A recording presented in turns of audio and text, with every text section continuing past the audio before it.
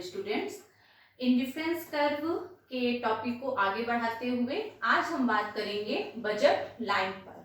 Budget line जिसको price line भी बोलते हैं, हिंदी में इसको बजट रेखा बोलते हैं, कीमत रेखा बोलते हैं और भी बहुत सारे नाम हैं जिनसे हम बजट लाइन को जानते हैं। हमने आपको अपने इंडिफरेंस कर्व के फर्स्ट लेक्चर में आपको ये बताया था कि एक इंडिफरेंस मैप होता है। इंडिफरेंस मैप में जो सबसे ऊंचा उदासीनता वक्र होता है वो उपभोक्ता को सबसे ज्यादा संतुष्टि प्रदान करता है।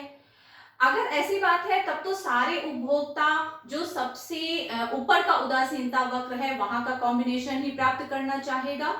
लेकिन जब एक व्यक्ति, एक मानव आर्थिक व्यवहार करता है या फिर कोई भी वस्तु मार्केट में खरीदने जाता है तो जो उसका व्यवहार होता है वो दो बातों से प्रभावित होता है। वो दो बातें कौन सी होती हैं? एक होती है कि व्यक्ति की आय क्या है। प्रत्येक व्यक्ति जब किसी वस्तु को खरीदता है तो वो अपनी इनकम को ध्यान में रखता है। दूसरी बातें क्या होती हैं कि प्रत्येक वस्तु के लिए उपभोक्ता को कीमतों का भुगतान करना होता है। तो वो दो बातें हैं जिनसे एक व्यक्ति का आर्थिक व्यवहार प्रभावित होता है। पहला व्यक्ति की आय और दूसरा वस्तुओं की कीमतें। जो बजट रेखा होती है वो आय दी हुई होने पर और दो वस्तुओं की कीमतें दी हुई होने पर दो वस्तुओं के उन विभिन्न कॉम्बिनेशंस को बताती है जो उपभोक्ता को प्राप्य हैं। यानी कि दो वस्तुओं के सारे कॉम्बिनेशंस उपभोक्ता को प्राप्त नहीं होते हैं। वो बजट लाइन होती है, वो प्राइस लाइन होती है जो ये डिटरमाइन करती है कि उपभोक्ता को दो वस्तुओं का कौन सा संयोग प्राप्त है और कौन सा संयोग प्राप्त नहीं है। अगर हम बजट लाइन या प्राइस लाइन की परिभाषा की बात करें तो हम इसको ऐसे डिफाइन कर सकते हैं कि बजट रेखा व्यक्ति की आय दी हुई होने पर और वस्तुओं की कीमत दी हुई होने पर दो वस्तुओं के उन विभिन्न संयोगों को बताती है जो उपभोक्ता को प्राप्य हैं या फिर जिन्हें उपभोक्ता प्राप्त कर सकता है।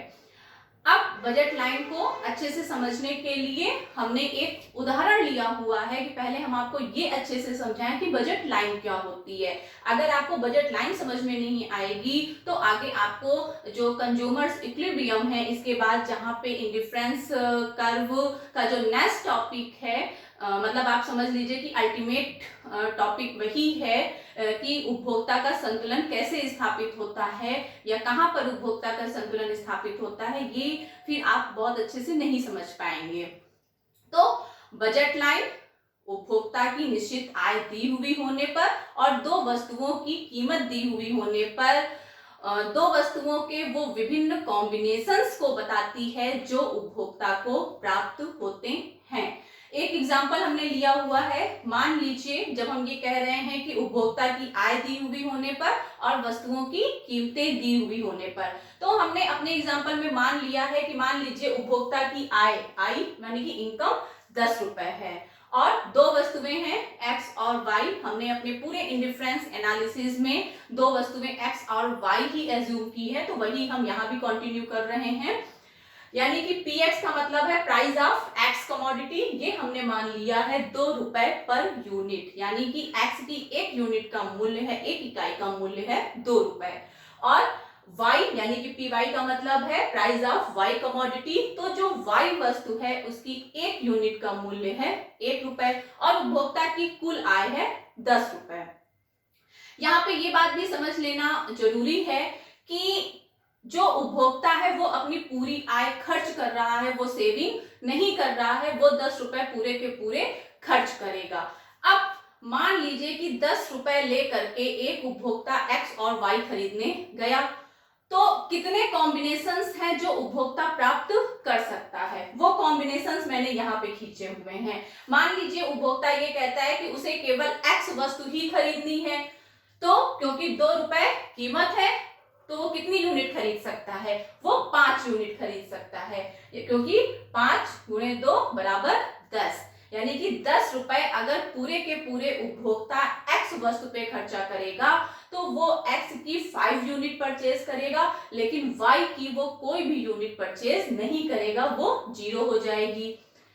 दूसरा क्या अल्टीमेट पॉइंट हो सकता है कि उपभोक्ता पूरी की पूरे 10 रुपए y पे खर्चा कर दे और x की कोई भी यूनिट ना खरीदे, तो y की वो क्योंकि 1 रुपए कीमत है तो 10 रुपए से वो 10 यूनिट खरीदेगा, y की 10 यूनिट्स और x की कोई यूनिट्स नहीं है। ये हमने दिखाया है कमोडिटी x, ये है कमोडिटी y।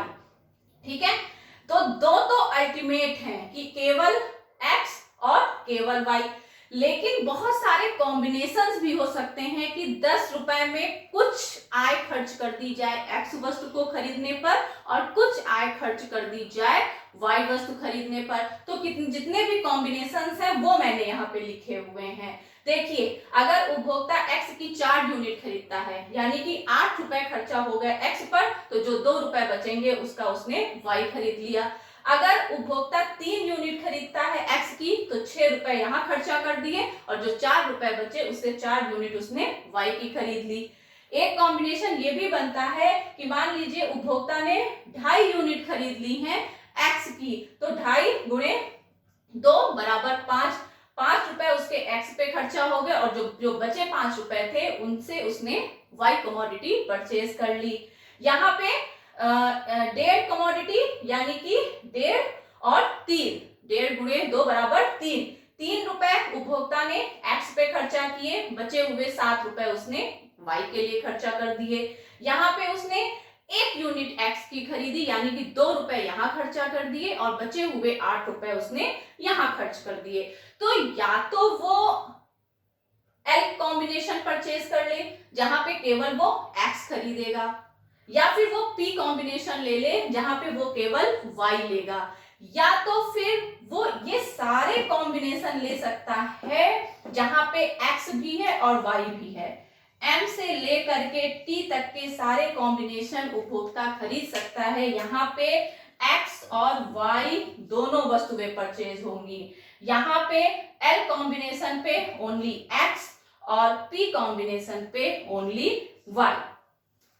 अब ये हम जानते हैं कि जो उपभोक्ता होता है वो विवेकशील होता है, और हम ये भी जानते हैं कि एक व्यक्ति ज्यादा से ज्यादा वस्तुओं का उपभोग करना चाहता है। कोई भी व्यक्ति अपनी पूरी आय को एक वस्तु की परचेजिंग पे खर्च नहीं करता है। तो एक कॉमन बात ये निकल के आती है, ये एक कॉमन मानव का एक कॉमन आर्थिक व्यवहार है कि वो इनमें से कोई ना कोई कॉम्बिनेशन लेगा जहां पर वो x और y दोनों को परचेज कर रहा है। ठीक है, तो जो बजट लाइन होती है, बजट लाइन दो वस्तुओं के विभिन्न कॉम्बिनेशंस को बताती है जो उपभोक्ता को एक निश्चित आय प्राप्त होने पर और वस्तुओं की कीमतें दी हुई होने पर उपभोक्ता जो कॉम्बिनेशंस प्राप्त कर सकता है, वही है बजट लाइन।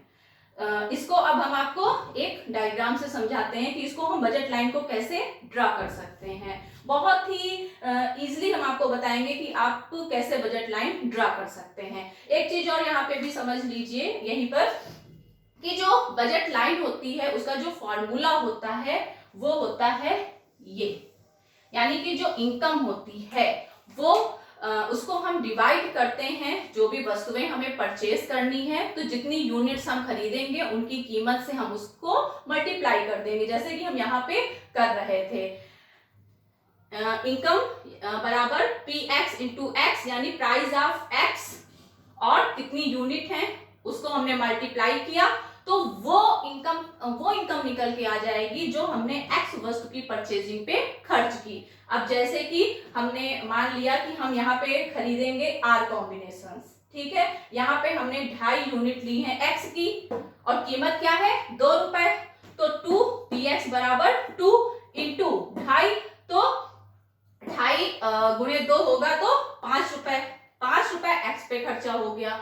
जो अब आगे क्या है plus P Y into Y, P Y क्या है, प्राइस ऑफ वाई क्या है 1 रुपए, ठीक है, और कितनी यूनिट लेगा 5 लेगा, क्यों, क्योंकि उसके पास 5 रुपए ही बचे हैं। अब ये देखिए 5 यूनिट इसकी, तो 1 मल्टीप्लाई बाई 5 बराबर 5, यानी कि जो उपभोक्ता के 10 रुपए थे वो 5 रुपए उसने खर्चा कर दिए एक्स पे और 5 रुपए खर्चा कर दिए वाई पे। तो जब आप बजट लाइन लिखेंगे तो बहुत ही अच्छा होता है कि उसके बारे में थ्योरी लिखने से अच्छा है कि आप एक एग्जाम्पल के माध्यम से समझाएं कि बजट लाइन क्या होती है। अब हम आपको ड्रॉ करके बताते हैं डायग्राम की बजट लाइन कैसे हम ड्रॉ करते हैं। जो हमने ये एग्जाम्पल लिया है हम इसी को ड्रा करेंगे और आपको बताते हैं कि बजट लाइन को बहुत ही इजीली आप कैसे ड्रा कर सकते हैं।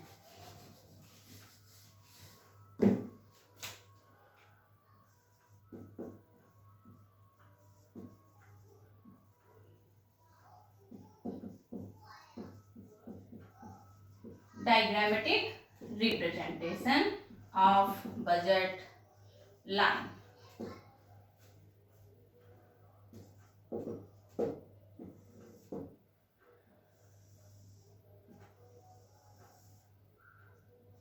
ये हमारा एक्स अक्ष, ये हमारा वाई अक्ष। यहाँ पे हम दिखा रहे हैं कमोडिटी एक्स को, यहाँ पे हम दिखा रहे हैं कमोडिटी वाई को। जो हमारा सबसे पहला कॉम्बिनेशन था पी कॉम्बिनेशन, वहां पे एक्स की 5 यूनिट परचेज कर रहा था। जो इसके पहले अभी शेड्यूल थी वो आपके पास है, मैंने उसको इरेज किया हुआ है बट मुझे याद है कि क्योंकि यहाँ पर भी लिखा हुआ है। तो जो पी कॉम्बिनेशन था वहां पे वो एक्स की 5 यूनिट परचेज कर सकता था। मैक्सिमम क्या परचेज कर सकता है, या तो वो एक्स की 5 यूनिट परचेज कर ले, और क्योंकि एक्स की कीमत है 2 रुपए तो 5 गुणे 2 बराबर 10 रुपए पूरे के पूरे उसने एक्स पे खर्चा कर दिए। हमने मान लिया, आप चाहें तो यहाँ यूनिट लिख सकते हैं 1 2 3 4 5, यहाँ भी आप लिख सकते हैं 1 2 3 4 5 6 7 8 9 10, क्योंकि y की मैक्सिमम वो 10 परचेज कर सकता है और x की वो मैक्सिमम 5 परचेज कर सकता है। तो अगर उपभोक्ता ये निर्णय लेता है कि वो पूरी की पूरी इनकम x पे खर्चा करेगा तो मैक्सिमम वो कितनी यूनिट परचेज करेगा, 5, यानी कि इतनी। अब अगर उपभोक्ता कहता है कि उसे x नहीं परचेज करना है, वो पूरी की पूरी इनकम खर्च कर देगा y पे, तो y की वो परचेज कर सकता है 10। ठीक, इस बिंदु से इस बिंदु को हम मिला देंगे and that is budget line. यही है बजट रेखा। ठीक है, पी एल। ठीक है, वो जो अभी मैं बोल रही थी पी कॉम्बिनेशन है सबसे ऊपर, वो एल कॉम्बिनेशन रहा होगा सबसे ऊपर। ठीक है, तो कुछ भी आप रख सकते हैं, कॉम्बिनेशन का कोई मतलब नहीं है। पी एल इसलिए मैं लिख रही हूँ क्योंकि प्राइस लाइन या फिर आप बजट लाइन, ठीक है, आप कोई भी कॉम्बिनेशन लिख लेंगे, डजंट मैटर। आप समझिए, या तो वो इतनी y ले ले, या तो वो इतना x ले ले, या तो फिर इस रेखा पे वो सारे कॉम्बिनेशंस हैं जो सारे कॉम्बिनेशंस हमने शेड्यूल पे दिखाए थे, यानी कि वो x और y दोनों ले सकता है। तो जो भी वहां पे आपने कॉम्बिनेशन लिखे थे m n o t r, जो भी लिखे थे आप सारे पॉइंट बना सकते हैं वो, ठीक है, और नहीं भी बना रहे हैं तो कोई बात नहीं है। बजट रेखा पे जितने भी पॉइंट होते हैं वो उपभोक्ता को प्राप्त है, यानी कि उपभोक्ता की आय इतनी है कि वो बजट रेखा पर स्थित किसी भी कॉम्बिनेशन को परचेज कर सकता है। अगर बजट रेखा के जो बाईं ओर के बिंदु है, मान लीजिए एक पॉइंट यहाँ पे हमने मान लिया H है और एक पॉइंट हम यहाँ पे मान रहे हैं कि आपका कुछ भी मान लीजिए A है, ठीक है। अब इनकी क्या स्थिति होगी, इसमें से कौन सा उपभोक्ता को, क्या कोई ऐसा कॉम्बिनेशन है, कोई ऐसा पॉइंट है जो उपभोक्ता को प्राप्त होगा, और नहीं होगा तो क्यों नहीं होगा। H बिंदु उपभोक्ता को प्राप्त होगा, क्यों, क्योंकि ये बजट लाइन के अंदर स्थित है। लेकिन H पे जो भी कॉम्बिनेशन होगा X और Y का, वहां पर उपभोक्ता की पूरी आय खर्च नहीं हो रही होगी, यानी कि वहां पे सेविंग्स भी होंगी, क्योंकि बजट रेखा के अंदर का बिंदु है। और जब हमें ये सारे पॉइंट, ये सारे कॉम्बिनेशंस उपभोक्ता को प्राप्त हैं, तो उसके बाईं ओर स्थित जो भी बिंदु होंगे, यानी कि इसको बजट त्रिकोण बोलते हैं। OPL, अगर यहाँ पे कहा जाए OPL तो इसको बोलते हैं बजट त्रिकोण। तो बजट त्रिकोण के अंदर का कोई भी कॉम्बिनेशन, ये जितना भी है, ये उपभोक्ता को प्राप्त होगा।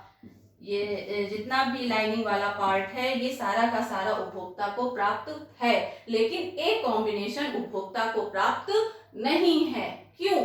दो ही बातें हो सकती हैं, या तो वस्तु की कीमतें बहुत अधिक हैं, या फिर उपभोक्ता की आय कम है। तो जो ए कॉम्बिनेशन है, यानी कि बजट रेखा के दाईं ओर का कोई भी कॉम्बिनेशन, कोई भी बिंदु, कोई भी पॉइंट उपभोक्ता को प्राप्त नहीं होगा।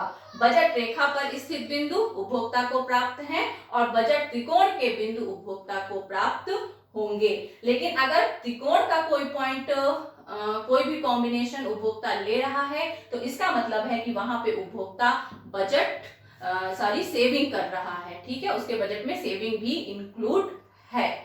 तो आई होप कि आपको बजट लाइन समझ में आ गया होगा। और अब इंडिफरेंस कर्व में जो अल्टीमेट बात है, कंज्यूमर्स इक्विलिब्रियम, इसको हम अपने नेक्स्ट लेक्चर में आपको समझाएंगे कि बजट रेखा और इंडिफरेंस मैप कैसे किसी भी उपभोक्ता के संतुलन को स्थापित करते हैं। Thank you very much.